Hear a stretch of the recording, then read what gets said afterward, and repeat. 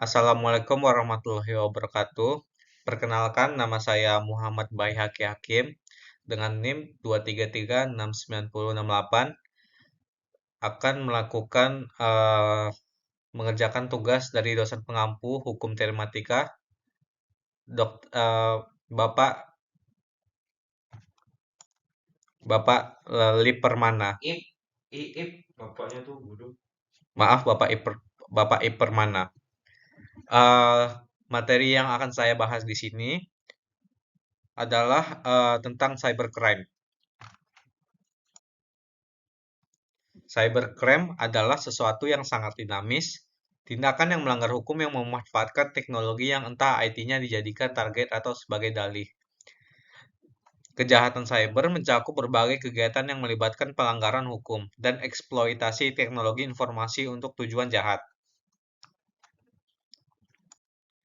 Selanjutnya yang saya akan jelaskan di sini adalah ciri-ciri cybercrime. Yang pertama adalah ciri-ciri cybercrime adalah di cybercrime terdapat physical atau geographical boundaries. Yang kedua, kejahatan ini sangat less effort atau bisa dilakukan dengan sangat mudah. Yang ketiga, daya jangka atau dampaknya lebih luas dibanding dengan kejahatan biasa. Dan implikasinya atau kerugiannya lebih besar kepada si korban. Keuntungannya tentu lebih besar lagi kepada si pelaku. Jenis-jenis cybercrime yang dapat saya jelaskan di sini ada dua. Yang pertama adalah cybercrime yang hanya bisa dilakukan melalui device komputer atau bentuk lainnya dari informasi dan komunikasi. Contohnya adalah hacking dan malware. Yang kedua, cyber yang kedua adalah cyber enable crimes. Difasilitasi menggunakan internet. Contohnya penipuan, penyebaran, dan konten pornografi.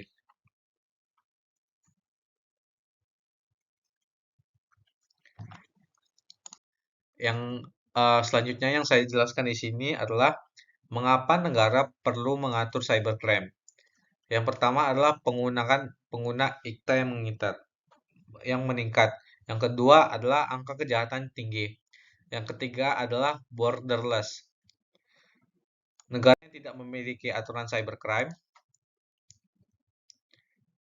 memiliki tingkat kejahatan yang lebih maksimal dibandingkan yang tidak. Selanjutnya, saya akan membahas tentang tujuan Konvensi Budapest, mendorong kerjasama antar negara. Yang pertama adalah membangun kebijakan kriminal yang sama untuk melindungi masyarakat dari ancaman cybercrime. Yang kedua adalah kerjasama antar negara dengan industri swasta dalam memberantas cybercrime. Yang ketiga, menjamin keseimbangan antara kepentingan penegakan hukum dan penghargaan terhadap HAM. Yang keempat, menjamin perlindungan atas data personal,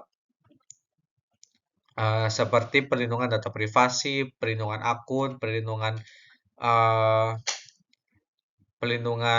keuangan, finansial, individu, dan lain-lain. Selanjutnya, yang saya jelaskan di sini adalah upaya yang dilakukan di tingkat nasional. Seksi 1. Hukum pidana menteri mengkriminalisasi perbuatan kemudian bisa ditegakkan hukumnya. Computer related offense. Yang kedua adalah content related offense. Yang ketiga copyright related offense. Yang keempat adalah sanksi. Seksi 2 hukum acara dan seksi 3 yurisdiksi. Upaya yang dilakukan di tingkat internasional. Upaya yang dapat ditingkatkan di tingkat internasional antara lain adalah seksi 1 ketentuan umum dan seksi 2 ketentuan khusus.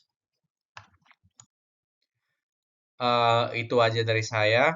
Uh, kesimpulan